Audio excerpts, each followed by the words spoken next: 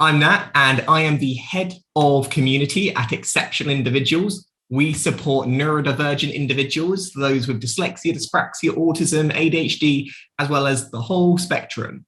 And every single Thursday, we like to do a deep dive into some really complex subjects, and we try to make them as accessible and easy to digest as we possibly can.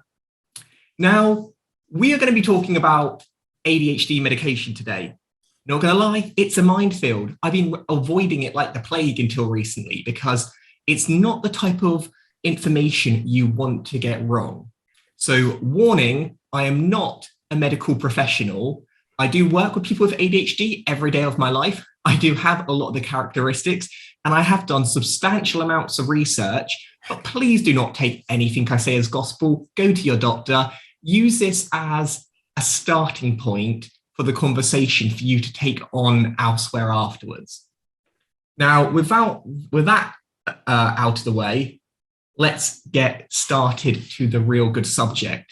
And heads up, we are going to get a bit sciencey today. So we are going to go right into the neuroscience on what does the ADHD medication even do. So today we are going to be focusing on ADHD. But do know that some of the medication we're going to be talking about today can also be really beneficial for those with anxiety, depression, OCD, and that's actually how I link to it. Due to my OCD and anxiety, a lot of the I don't have a lot, but the medication I do take often crosses over with ADHD.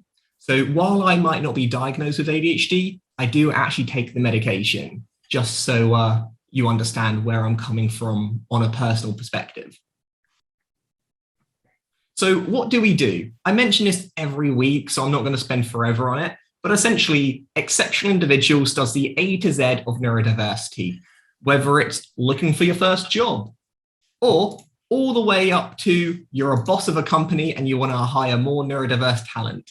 It's, the A to Z of supporting those who are neurodivergent. And the majority of our lovely team is neurodivergent. So we're experts by experience as well, which is the icing on the cake.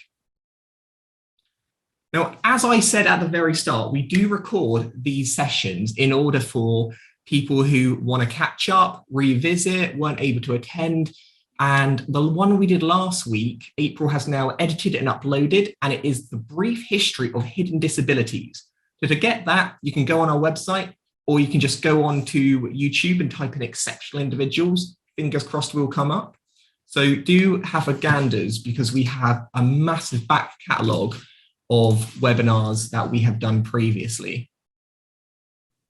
So a quick overview on what we hope to cover today if we are successful. First of all, real top level, what is ADHD? Then, does ADHD medication even work? Why do stimulants help? And if you have no idea what a stimulant is, obviously I don't from the way I pronounce it, we are going to be talking about that. And lastly, how does the medication actually work? Spoiler, it really depends on the type of medication and the type of individual. It's not the most consistent, it's so individual based, but there are some kind of general ways.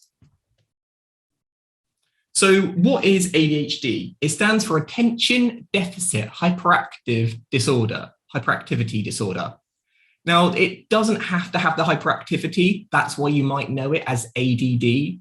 But in a nutshell, a neurodevelopmental condition with 3 subtype groups. There's the first one is hyperactive. There's impulsive, inattentive, and combined inattentive with hyperactivity. Basically, all it means, one person will show more hyperactive qualities, another person will be more related to attention, and the third group will have a bit of both. Oh, April says she's written a blog about ADHD and medication that she can share on here. Please do. April's blogs are great. So now let's get sciencey. And I'm going to do my absolute best to break this down as simple as possible. I'm currently a master's student in neuroscience at King's College, so this is up-to-date stuff, fingers crossed. First of all, general question to all of you. Do any of you know what a neuron is? Is it a particle, subatomical, or is it a nerve cell, brain cell, or is it an element? Now, I put all these together because when you look at the way they normally draw what a neuron is, they often look so similar. But a neuron, basically, I've got one here. This is Nuri the neuron. And a neuron is a fancy name for a brain cell. It's essentially what makes your brain tick. It joins the A to the B's. It's just a cable, but lots of cables. So a neuron is a brain cell. A really good part to start today if we want to understand what is ADHD medication and how do it work. We need to understand a bit about the brain.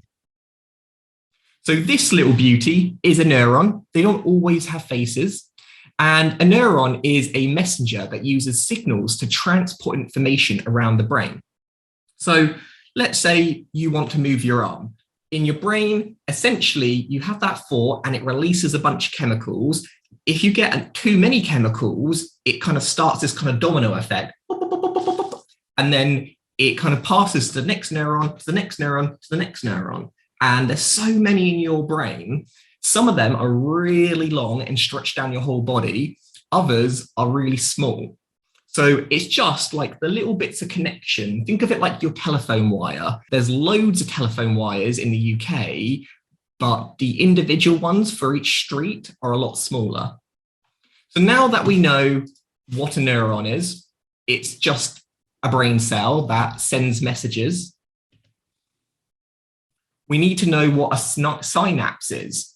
Now, I'm not expecting everyone to know what a synapse is. It might be relatively new terminology, but is it where info is passed from one neuron to the next, or is it a specialized cell that detects a stimulus? So just take a guess, just take a shot in the dark if you have no idea. Now, I can see the vast majority of you did get it right. It is the first one, where information is passed from one neuron to the next. So yeah, it's a fancy name for just passing along. But if you see on my little neuron here, essentially, this is one neuron. They don't really connect together. There's actually a tiny little gap between them. Think of it kind of like space. And it's that gap is where the information passes across. So a synapse is the end of a neuron cell. We've got these little thingies at the end are called dendrites, and this is called the axon. And then at the bottom here is the synapse. Now the synapse is where all the good stuff happens. And this is normally where ADHD kind of like originates from. So let's see if we can get a bit more detail on what a synapse is. So here we are, lovely stuff. So this thing here, this long bit, that is the neuron, the end tail bit. And these little white dots are called neurotransmitters. Again, try not to be like spooked by the terminology. Neuro, remember, means brain. Transmitters is sending something. So they're little chemicals that have information in that is sending it along the pathway. And think these little chemicals, they kind of get blocked up like if you've ever gone like to Dover and you've got that massive line waiting for the cars to get on the boat, it's very much like that. So you've got your little cars all like waiting up, and when there's enough of them, they can go along their ferry across the water or space, and then they kind of join up. So a neurotransmitter is the information. It's the message that you want to send. Now, they are chemicals, so there's so many different chemicals, but the main one we're going to be focusing today is dopamine. Dopamine, everyone loves a bit of dopamine. That's that feel-good chemical that kind of gets you pumping. And that plays a really big part in ADHD. So again, if you see here, you'll see every now and then a little kind of like thunderbolt will travel down, because the way that neurons send information is through electricity. They send them through, and then they get to the end, and then they kind of send their information across. But you'll see here, you've got receptors. Now, only the correct information can go through those receptors. So imagine you haven't you've got the wrong car, you can't get let in to France because you, I don't know, have the wrong number plate, so you're not allowed in. If you do have the correct paperwork, in you go.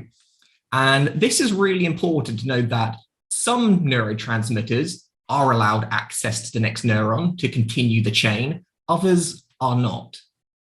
In an ideal world, no trouble, nice and fluid, let's keep this traffic going, but we do not live in that ideal world, and ADHD is kind of like Brexit. It's a bit of a pain in the bum. It's slowed everything down, and there's a few kinks to work out. So now we've talked a bit about neurotransmitters, we're going to be talking about neurotransmission. The names are very, very similar, and for good reason. A neurotransmitter is the actual chemical that is being sent across, and a neurotransmission is the act of sending it across. I promise you this will be the most difficult image that we have today, so I'll try and break it down as much as possible. The biggest image is the brain. Inside the brain, we have neurons, these things. In the neurons, we have synapses, which is the end of the cell. And at the end of the cell is where we have neurotransmitters. And when the neurotransmitters go to the next cell, that is neurotransmission. So you see here, it kind of looks like a spot. It's kind of the same. So they get all kind of blocked up here. And when there's enough of them, it kind of like shoots it across, almost like a little like water pistol, and it goes to the next cell. It's taking a bit of a leap. Like I said, a really good way that I like to look at it is like a telephone line. You send your signals, they go like speed of light down the cable. And when they get to kind of the switchboard, that's when you say, okay, I want you to go over there. I want you to go over here. Tim says neurotransmission, as well as being the function for sensation, also a primary component of memory, I believe. Yeah, it is. It all links together. These are the absolute fundamentals of being a human. Essentially, without all of this, we probably wouldn't think that well. So neurotransmission, for the brain to do absolutely anything, they have to pass information along. Without neurotransmission, there would be nothing. So if you've ever wondered how when you want to wink, you can wink. When you want to move your leg, you can move your leg. It's essentially your brain pumping chemicals, and the chemicals tell the body to do certain things. Some chemicals are cool, some chemicals not so cool. Some are allowed in little chunks, others are allowed in big chunks. And there are many, many different chemicals. But as I said, dopamine, the happy chemical, is the one we're going to be focusing on today. So a quick kind of test in the water. Did anyone understand that? Put red for no, yellow for yeah, kinda, or green, got it, man. Okay, nice. So far, so good. And honestly, if you do not get it, it's completely fine. I'm going to try and break it down even further because this is really essential to really grasping why medication might even be an option for you. You know, doctors will normally say, trust me, this is going to work, but they might not tell you why it's going to work. However, I think understanding why something works can often really help you in adopting it and getting really on board with what's going on. Oh, nice. Sanjan did it at school. That's good to know. I never got taught this at school. So a quick recap is, how does a neuron send messages? They don't use owls. They use lots of little bursts of electricity. They pump it across. And when that electricity kind of goes along the axon, they get to the synapse, and then they pump the little neurotransmitters. So remember, that's just chemicals, and they go across a tiny little gap. Think of it like an ocean or the space. And then they reach the next neuron. So neurons are not a continuous line. There are actually lots of little lines that have tiny little gaps, and the gaps is where the chemicals flow through. Really important that you appreciate that it is a gap. It is not a continuous line, as we'll get to shortly. So with ADHD, this process can get disrupted. Who would have known? People with ADHD can struggle for those connections to go from A to B seamlessly. But why? So look at the different options, and I want you to have a guess by why you think one might be the right answer, one might not be the answer. Okay, interesting. So Actually, yes, I'm glad that you all answered them. Actually, they're all true because there isn't just one cause for ADHD. It could be a mixture, it could be a little bit, a lot of bits. And depending on why there's this disruption is going to play a big part onto what medication you're going to use. So here we've got a neuron doesn't release enough neurotransmitters. So when you get to the end of the neuron, it's not pumping out enough dopamine, and the next cell didn't really get the message. Think of it like a telephone line, but someone's like talking really quiet, and the other person doesn't quite get the message. What? And so, yes, they got a bit of the message, but they didn't really get enough of the message for it to be useful. We've got neurons suck the neurotransmitters back before a connection is made. And this is when the signal is going down, it chucks those chemicals to the next one. The brain, unlike people, is very good at recycling. So if it doesn't use all those chemicals, it will suck them back up and use them for next time. But people with ADHD, their sucker is like having a Dyson, top quality, and it sucks too hard. And it means that not enough of the chemicals go to the next one because they've sucked them up too much. And the last one is neurotransmitters don't activate the receptors. So on this one, the chemicals go across that C, they go to the other neuron, but the other neuron is like, no, we're shut. France is not open today. Back you go. So there's 3 separate reasons why this process of sending information from one cell to another cell can not work the way that we'd like it to work. Okay, all good still? I really appreciate this is very sciencey. So has any of you ever been hung up before? Like Peppa Pig, always hung up on, or no, people always answer the phone to you? And this is exactly what ADHD is. It's the brain kind of like hanging up on the phone. It's, it's a bit rude. It's like meh, and then just hangs up. Now it could hang up because it's not bothered, could hang up because poor signal, could hang up because there's a fault in the system. Either way, message A isn't getting to message B. And when people with ADHD have poor attention, might struggle with concentration, with memory, with processing, this is because the message just didn't really get there in time. It's not quite like this, but imagine you ask your arm to go up to the top right, but with ADHD, you ask your arm to go to the top and it only goes halfway. So it's like, it's not really interpreting the full message. So here we are is reuptake.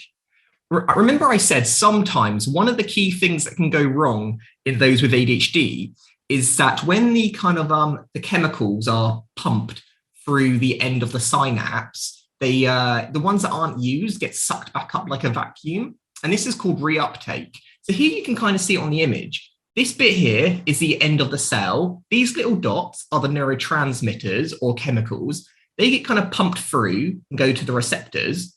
But if there are like too many or some of them just aren't necessary, you'll see here, look at this little one here. This will, fingers crossed, get sucked back up and it'll be recycled into the next time. Now, those with ADHD, like I said, they're like a supercharged Dyson. They probably suck up too much. And as a result, not enough information is being sent across. A good way I look at this is, have any of you ever used like noise cancelling headphones when you're taking a phone call? The idea is that when you're on the phone, you are probably sending too much information across, right? So the noise cancelling headphones will cancel out all that noise you don't really want, like birds, cars, rustling of wind. But imagine if that was too sensitive and actually it kind of tuned out even your voice. Suddenly that feature, which is meant to be something that is good to help you, actually has an adverse effect. That's kind of like what it is with ADHD. Oh, Vicky says, honestly, I'm a psychology student and you were explaining this so much better, i.e. more understandable than our lectures. Thanks, Vicky. That means a lot because I appreciate that. I struggle to understand that stuff too. So neurons vacuum up extra neurotransmitters so they can get ready to send another signal. They can't send another signal if there's some other like neurons loitering around. They need to make sure that ocean space is completely clean before they can get back to business. With ADHD, it can happen too quickly before the next neuron gets the message. So you're on the phone to someone and they're like, oh yeah, so remember to meet me at, and they hang up. They hung up before you got that vital bit of information. Tim, who's in the chat, he's notorious for this. He loves to hang up before we've said bye. But sometimes you might have a little bit more information to say that you didn't just get that time in order to give it. So now that we've talked about the science of the brain, we can get into actually why you're here today, how ADHD medication actually works. And as I said, there's multiple medication, it depends, but we'll try and focus on the ones that you're most likely to come into contact with. So trouble passing messages can affect attention. So if you can't send the message, that results in attention difficulties. That is essentially ADHD. It can impact motivation too. It can also help explain symptoms like being restless and impulsive. So all the characteristics that are a part of ADHD can go back to the very origin of your brain sending one message to another part of the brain, and there being some sort of like challenge, blockage, difficulty, whatever. So here is another image of neurotransmission that we talked about earlier. Medication can reduce ADHD symptoms, helping pass along messages. So remember when I talked about the 3 ways which typically troubles can occur, here are the 3 ways in which the medication can help.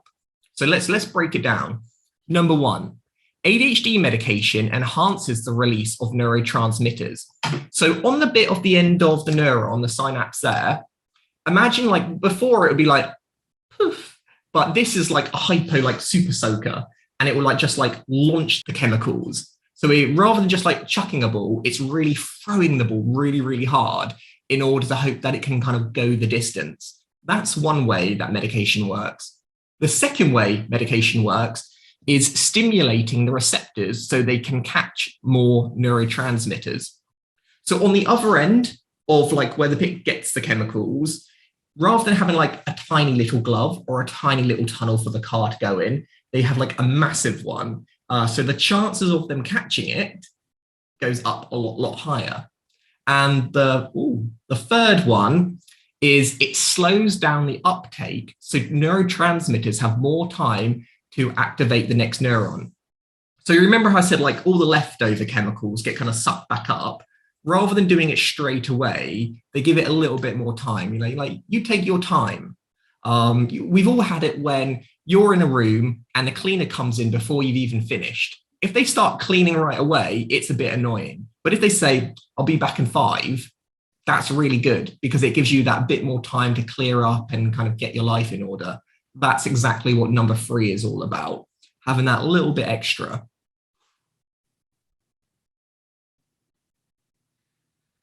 Reuptake inhibitors. So we are going to focus on the one about reuptake. So you remember how I told you with ADHD, sometimes it sucks up the chemicals before the other cell has had a chance to absorb them. And with medication, what it can do is slow that time down. Now, the way it slows it down is through a little protein. A protein is essentially something which kind of connects. Think of it like Lego. So a little bit of Lego kind of connects to your cell, and it's like an enhancement or like an extra. You know when sometimes you can just like an upgrade almost. So it kind of connects to the cell and it slows it all down. So when the chemicals are trying to get sucked back up, so again, if we're using that analogy of like a Dyson vacuum, rather than having the end exposed, you put like an attachment on, which slows it down a bit more. So think of it more of like an attachment. And ADHD medication can either release more neurotransmitters or it can slow them down. And this is what we're looking at right here. It's about slowing it down, taking our time. Let's enjoy those chemicals, you know, let's bathe in them a little bit before we suck them back up and try again. These help neurotransmitters reach the next neuron. So honestly, it doesn't matter whether it's chucking more chemicals into the mix, more dopamine, or slowing it down so the other side can get more dopamine. If we were to use the analogy of like baseball or something, either you're chucking more balls at someone so they have more likelihood of hitting it, or you are throwing the ball slower so they have a more likelihood of catching it. Either way, you're giving them a bit of an advantage or a higher probability of hitting that ball and achieving the goal that they actually wanted to achieve. So by improving these neurotransmissions, these like pumping of chemicals, ADHD medication can help. But what do you think would benefit you the most? If you are ADHD, if you do have ADHD, or if you also struggle with any of the three, which one do you think would have the biggest impact on your life? Would it be helping you be less hyperactive, so kind of a bit more mellow? Would it help you in paying attention? Or would it help you learn new information? And again, we don't often think about the last one, but the last one does have a part to play with ADHD. Okay, let's see what you've all said. Nice, pay attention. I thought that would win. We always have difficulty, well, most of us have difficulty with attention. Now, true or false? Let's see how much we think we know. Just have a guess if you have no idea.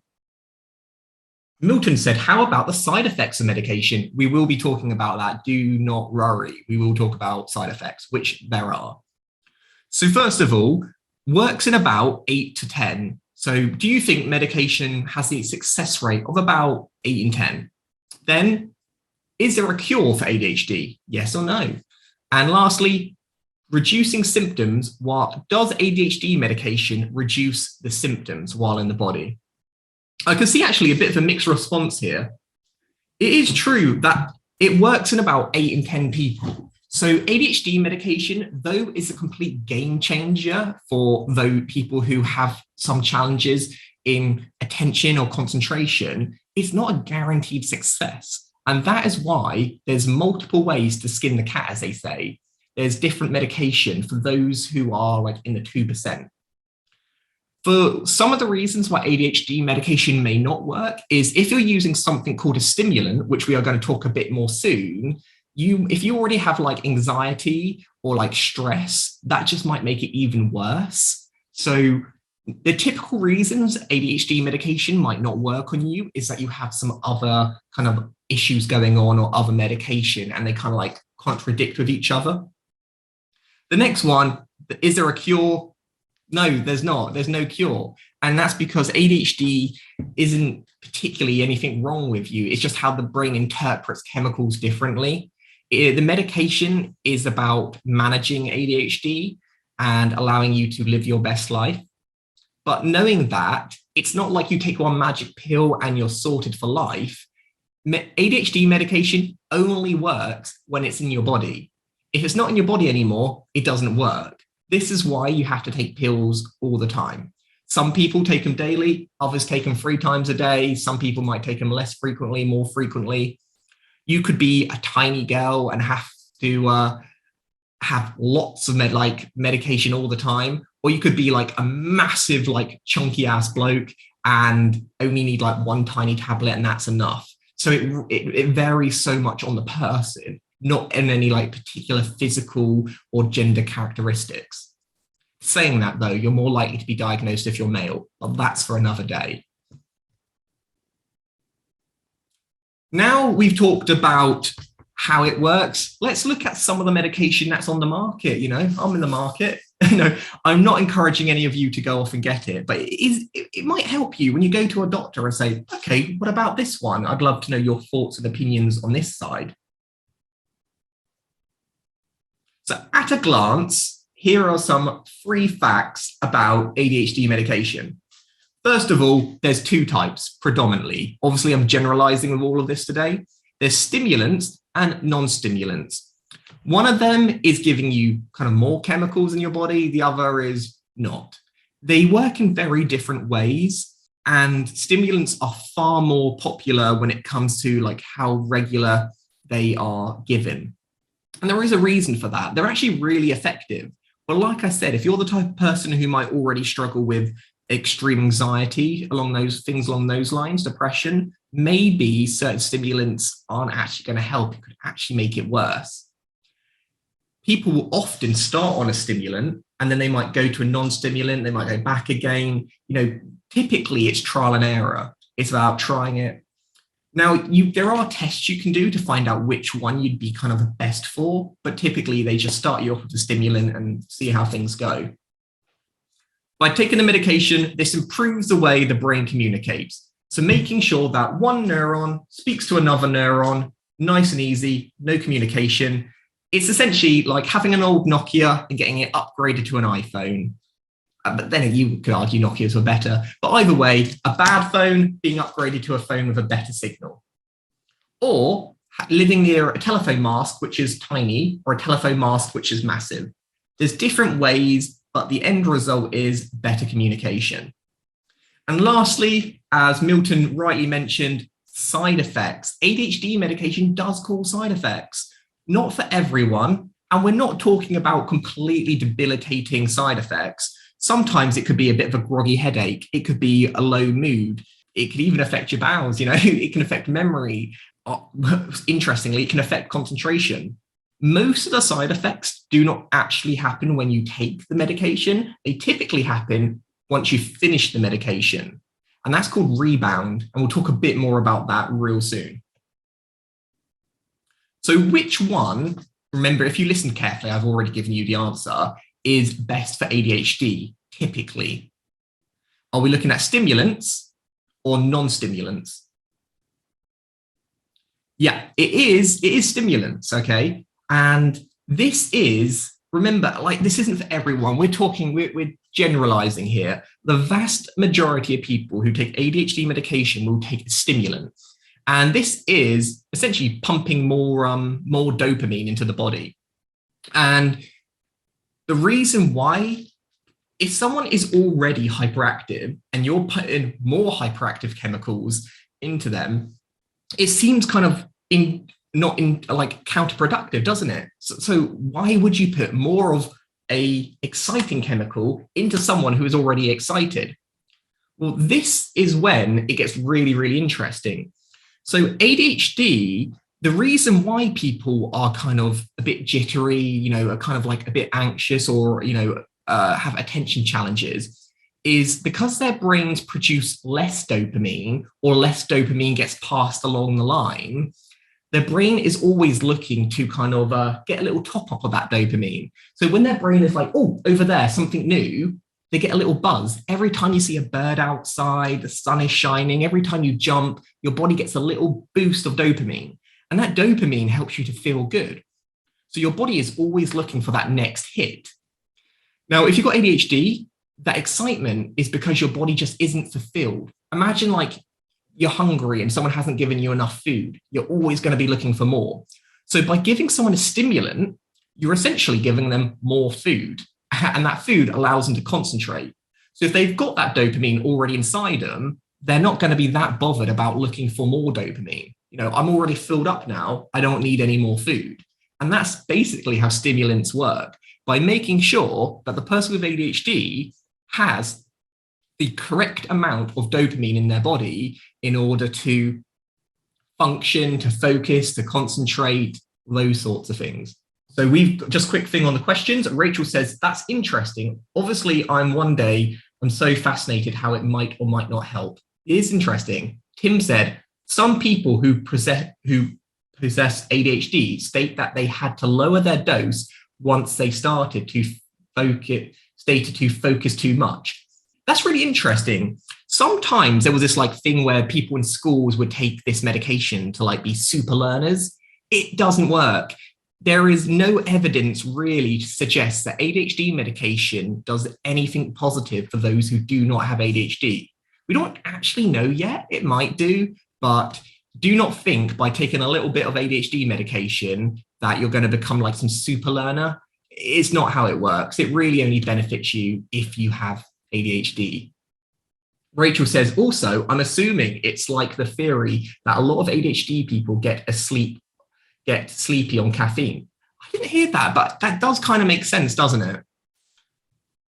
There's also, unfortunately, there is a bit of a bad rep with stimulants. FYI, I apologize. Pikachu's making me a bit dizzy too. I'm sorry. There is a bit of a bad rep that people get addicted to stimulants. And that is true. It can be addictive. Not for most people, but for some people it does. And those with ADHD are more likely to have an addiction, dependency, etc. So it is worth noting. And this is sometimes why adults are a bit reluctant to give their kids it. I would say that's more due to them not understanding it properly than there actually being truth behind their like biggest fears. But do your research with a professional. Anna says, it's amazing. I was always wondering what could help with those distractions. Anya said, well, if they can remember to take them, it's true, actually. It's true.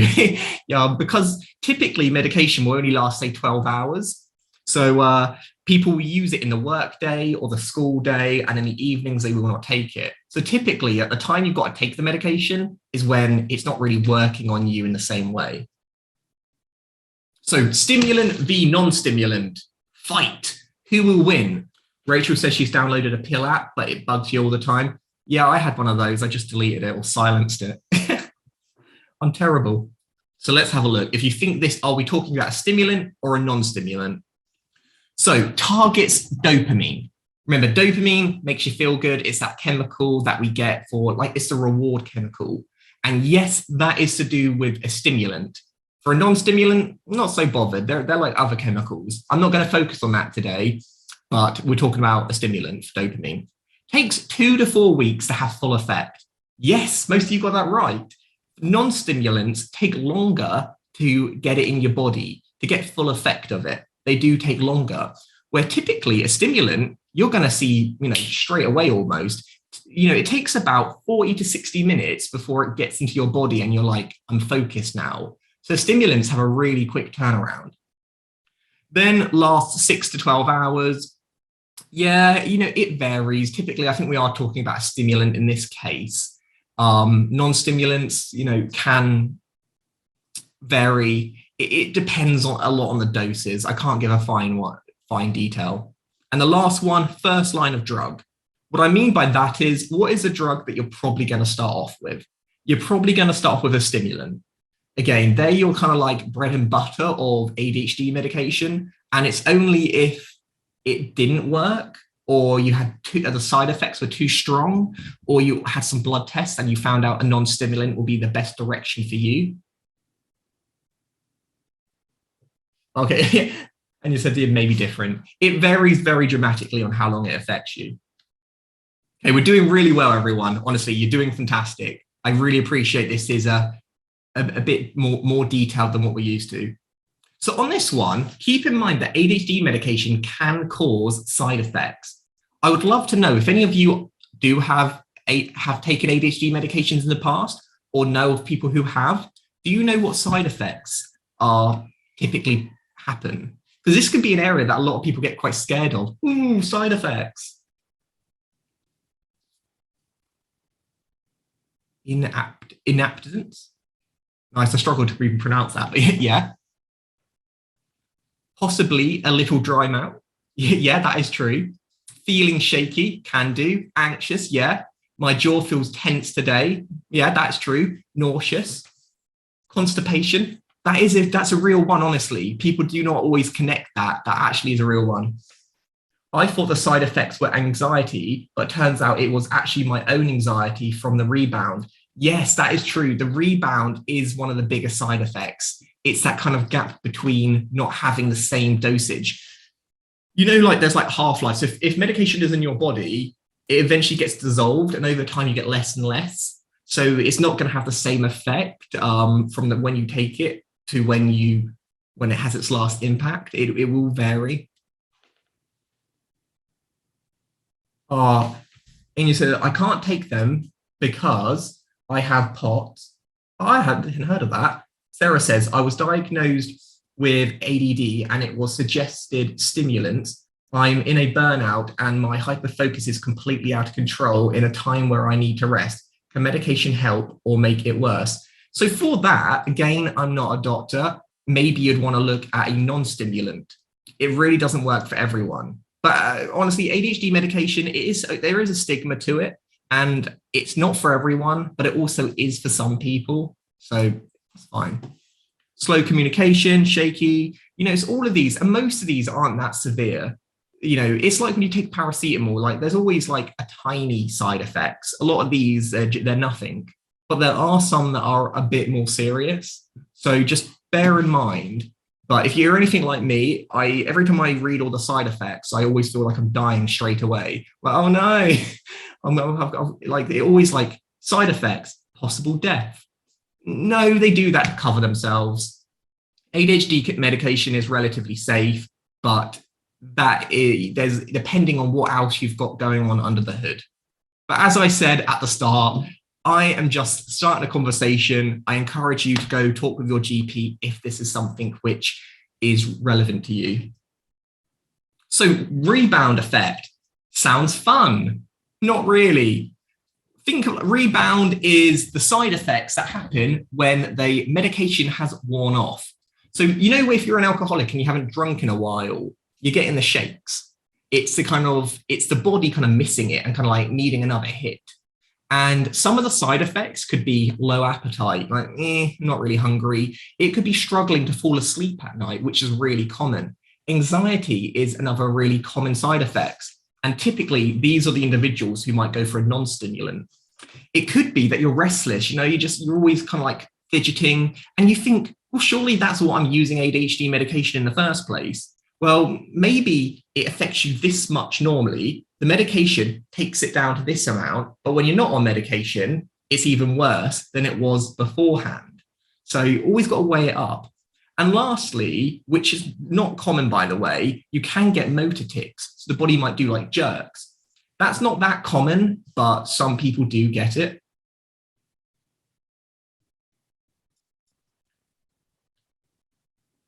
So these are the 5 most common ADHD drugs. Have you heard of any of them? I want you to just put a little pin or a click on whatever one you have heard of. I'm not sure I'm going to even attempt to try and pronounce any of these, so I will probably leave this to you. Okay, there's the first one. We've got, I'm going to use a casual name, Ritalin, which most people have heard of. Everyone's heard of Ritalin. Then Viaverse, Dexedrine, Strattera, and Textex. I'm sorry, okay? Read them yourself. But yeah, these are all the ones that are the ones you're most likely to come into contact with. Adderall, Ritalin, they're all quite similar. It's the ones that have the plus are stimulants, and the ones with the negatives are non-stimulants.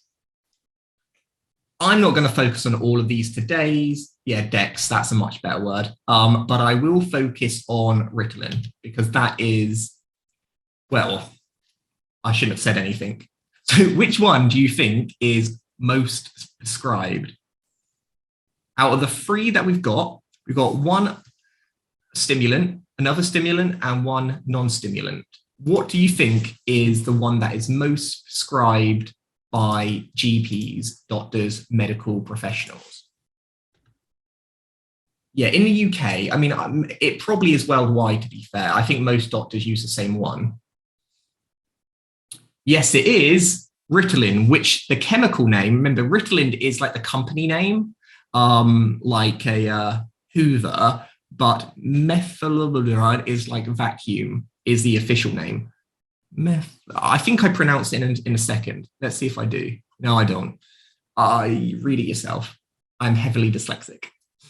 So the key takeaways from understanding the type of medication is that, first of all, not everyone needs medication. Some people can have ADHD perfectly fine. It's not a big deal.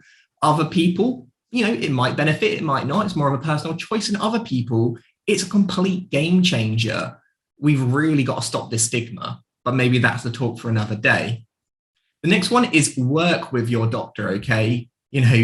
Yes, today is really helpful, I'm sure, for a lot of you, but do not use this as your primary research. Your doctor knows best. like I said, you could have a different metabolism. You could have, you could be a different build. You could have like other conditions that you aren't even aware of. If you are having negative side effects that you think are worse than without the medication, then talk to your doctor because there are options. Remember, there's 5 different types of medication. Try them all with your doctor's consent and try them in different doses, different regularities. Try that with holistic approaches like coaching, mentoring, support, training. Like, do not think like, normally it's a mixture of things. It's not just all or nothing. So there is more than you can still get support without medication, but just keep an open mind. I think that's the main thing. Your doctor can help manage any side effects. If you are feeling overly constipated or like really groggy and depressed or extra anxious, that's not right. You shouldn't feel that way. So go back to your doctor, talk to them and kind of see how you feel, once you've adjusted it. Sometimes it's a bit like a cocktail, it takes a while to find the right balance before you find what works best for you. And what works for someone else isn't going to work for you. So sharing tips and advice between friends who both have ADHD might be insightful, but not necessarily useful. And the last one, medication is not there to cure ADHD. There is no cure. All it does is help you manage it and allow you to hopefully benefit from the positives of having ADHD, which can be advanced problem solving, thinking outside of the box, all those lovely gems, but kind of like keep at bay the parts which means your brain is a bit too sporadic. Well, Christine says GPs can't prescribe in Australia. Do you know what? It is really difficult to get the medication even in the UK, but it is the best starting point, and it is expensive as well. Sadly, pills don't teach skills or help with the emotional processing of it all. Very, very. Can I ask a question? The medication someone mentioned in Australia is not prescribed commonly in the UK. It's common. I mean, in the US, I think we're talking about like 3.5 million children are on like Ritalin, for example. In the UK, it's definitely not prescribed as heavily.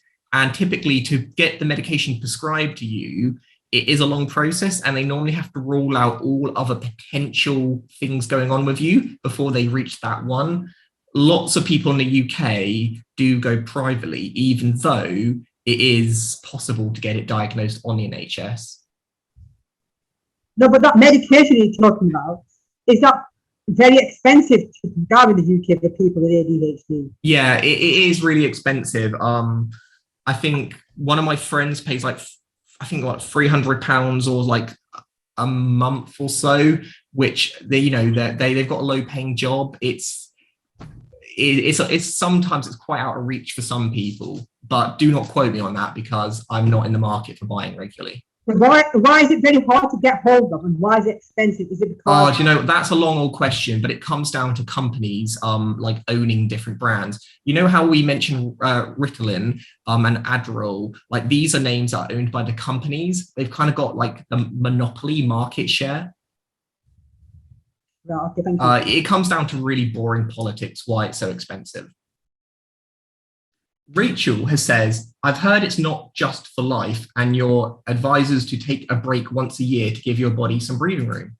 That sounds sensible. I don't know on that. And again, that very much sounds like a question that you should be having with your doctor, but it could be different times of your life. So for instance, if there's a period which requires like during school and it's like that during the day where you're really struggling, maybe that's the best time. If it's not something which you need on a day-to-day basis, maybe a break could be benefit, but I wouldn't like to say for certain. I think I've really hit a bone here on trying to get that supported journey.